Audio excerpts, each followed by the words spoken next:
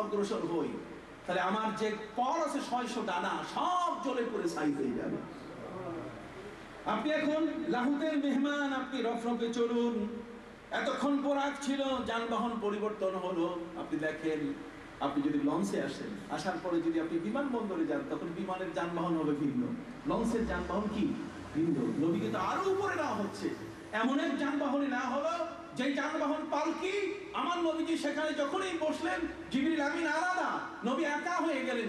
হয়তো ভয় আসতে পারে, আল্লাহ তাআলা সেখানে সাউন্ড দিয়ে দিলেন। ওই সাউন্ডগুলোতে নবীর কানে আসতেছে যে আবু বকর, হযরত উমর কথা বলতেছে। সুবহানাল্লাহ, কি চমৎকার! বন্ধুকে আপ্যায়ন করতে গিয়ে আল্লাহর কোনো ত্রুটি আছে? কথা বলেন না, কি চমৎকার! এই বিশাল আকাশ অতিক্রম করলেন আমার নবী। বিশাল আকাশকে অতিক্রম করতে গিয়ে সব ট্রাফিক জ্যাম সবগুলোকে আল্লাহ পথ খোলা করে দিয়েছেন। তার অর্থ হলো আল্লাহ তার বন্ধুকে নিয়ে যাচ্ছেন। কেউ কেউ বলে থাকেন যে তিনি যাবেন কেমনে? ওই কুররায়ে জামহারির, কুররায়ে নারিয়া, আগুনের স্তর রয়েছে, সেখানে ওই বরফের স্তর রয়েছে, এগুলো ভেদ করে, মধ্যাকর্ষণ ভেদ করে নবীর যাওয়া বড় কঠিন, অসম্ভব কথা। আল্লাহ পাক রব্বুল আলামিন চলন্ত একটা ওই ঘড়ির পেছনের ব্যাটারি যদি বের করা যায়, কথা বল না, তাহলে সেটা স্টপ যেমন হয়ে যায়। আল্লাহ তার রসুলকে সেদিন গ্রহণ করতে গিয়ে সারা পৃথিবীর জগতের ব্যাটারি খুলে নিয়েছেন। সব সব আমার নবীর পথ খোলা হয়ে গেছে। কার কোন শক্তিকে আর আপন অবস্থানে থাকতে দেওয়া হয় নাই। নবীজি আল্লাহর মেহমান হয়ে যখন আরশে গেলেন, সুম্মা দানা ফাতাদাল্লা ফাকানা কাবা কাউসাইনি আও আদনা, কাছে নিলেন, এত এত কাছে নিলেন, কাছে নিতে নিতে আও আদনা, দুই যোদ্ধা তাদের নিজেদের ধনুকের বাণ একসাথে করলে যত কাছে হয়, আমার আল্লাহ তার রসুলকে আরো কাছে টেনে নিলেন। সুবহানাল্লাহ, আর জোরে বলুন সুবহানাল্লাহ। ফাআওহা ইলা আবদিহি মা আওহা, এবার আল্লাহ নবীর কাছে ওহী, তার নবীর সাথে তিনি আপ্যায়ন শুরু করলেন, আতিথেয়তা শুরু করলেন। নবীকে তিনি বললেন, নবী আমার জন্য এই জগতের মধ্যে আপনি আসলেন। আমার নবী বলেন, আল্লাহ এসেছি আপনার জন্য, তাহিয়া নিয়ে এসেছি। আত-তাহিয়াতু লিল্লাহি ওয়াস-সালাওয়াতু ওয়াত-তাইয়্যিবাত, যাবতীয় প্রশংসা পবিত্রতা আপনার জন্য। আমার আল্লাহ বলে দিলেন, সব প্রশংসা আমার জন্য। নবী এসেছেন, যার নবী আপনার জন্য শান্তি। আসসালামু আলাইকা আইয়ুহান নাবিয়্যু ওয়া রাহমাতুল্লাহি ওয়া বারাকাতুহু, আমার পক্ষ থেকে আপনার উপরে মহা শান্তি বর্ষিত হোক, রহমত বর্ষিত হোক। এত বড় রহমত, নবী তো এমনি রহমত লিল আলামিন, তার কোনো উম্মত যেন রহমত থেকে বঞ্চিত না হয়। এই জন্য আবার নবী আমাদেরকে শরীক করে ওই মেরাজের সাথে সম্পৃক্ত করে তিনি দোয়ায় শরীক করালেন, আসসালামু আলাইনা ওয়া আলা ইবাদিল্লাহিস সালিহিন। চিৎকার দিয়ে বলুন সুবহানাল্লাহ।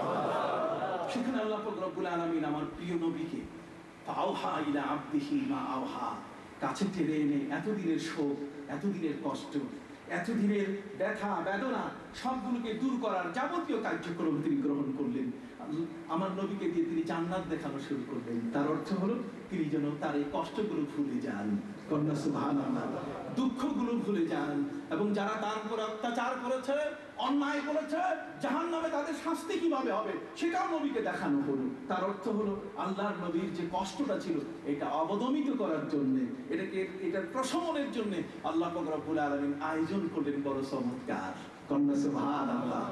ভাইরা আমার, একের পর এক আল্লাহর নবীর কাছে আল্লাহ পাক রব্বুল আলামিন তার বার্তা দেওয়া শুরু করলেন। মুসা আলাইহিস সালাম আল্লাহর সাথে কথা বলতে গিয়ে একের পর এক কথা বলেন। সেখানে মুসা কথা বলেন, আল্লাহ শুনেন। কথা বলেন না, মুসা কথা বলেন, আল্লাহ কি শুনেন। বাবা তিলকা বিয়ামিনিকা ইয়া মুসা, আল্লাহ শুধু কথা বলছেন এতটুকু।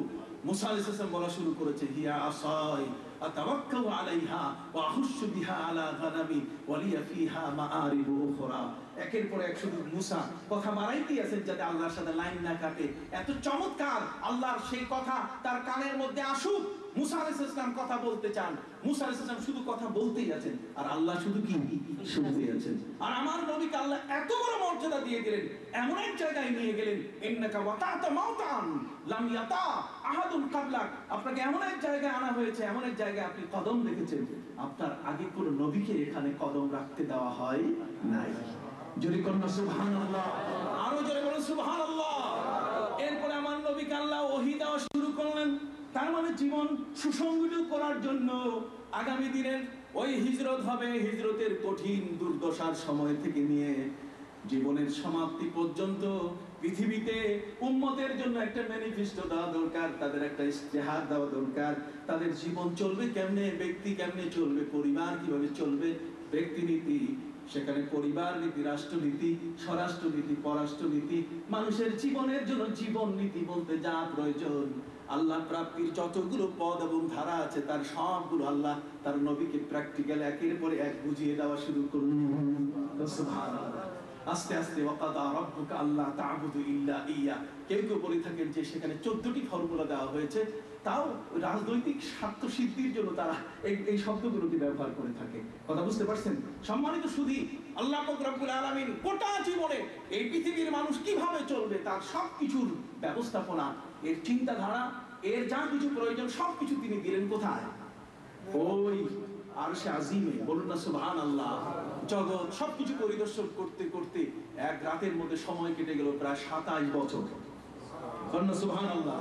অথচ ওই যে কুড়াল তুলেছে, ওই কুড়াল উঠানো অবস্থায় আছে, যে গাড়িতে উঠতেছে ঠ্যাং উঁচা অবস্থায় আছে, ব্যাটারি খুলে নেওয়া হয়েছে, কাজী যেটা যে জায়গায় সেটা সেই জায়গায়। ওদিকে আল্লাহ তার নবীর সাথে কথা আর বন্ধ নাই, আল্লাহ তার নবীকে শুধু ওহী করতেই আছেন। বলুন সুবহানাল্লাহ। এবার ফিরার পালা। ফিরতে গিয়ে আল্লাহ পাক রব্বুল আলামিন সেই নবীকে উপহার দিলেন। নবী নিয়ে গেছেন আত-তাহিয়াতু লিল্লাহ ওয়াস সালাওয়াতু ওয়াত তাইয়্যিবাত। আল্লাহ পাক রব্বুল আলামিন তার নবীকে দিলেন সালাত, 50 ওয়াক্তের নামাজ। সুবহানাল্লাহ। আরো তো দিলেনই, সব তো দিয়েছেন, ওহীর যা আছে সব দিলেন, বিশেষ করে প্র্যাকটিক্যাল সবাই যেন এক হয়ে এক জায়গায় বসে যেন ইবাদত করতে পারে, এই জন্য দিলেন কি? নামাজ। বলুন কি দিলেন? উনি যখনই নামাজ, 50 ওয়াক্তের নামাজ, এত বড় উপহার, এটা যদি কেউ নিজের জীবনে আমল করে তাহলে আল্লাহর জান্নাত প্রাপ্তি সহজ হয়ে যাবে।